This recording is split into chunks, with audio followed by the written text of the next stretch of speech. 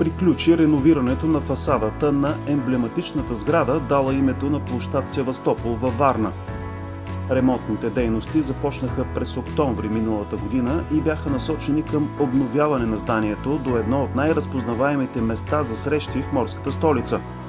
Красивата сграда е проектирана през далечната 1924 година от известния варненски архитект Дапко Дапков за лозаря и търговец Данаил Манов.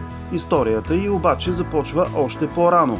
Първото здание на Манов се е намирало в близост до днешния паметник на Стефан Караджа. В него, освен жилищна част, е имало хан, кръчма и магазин. Десетилетия по-късно, заради разширяването на булевард Сливница, сградата е била съборена и Манов построил нова, тази, която варненци познават и днес.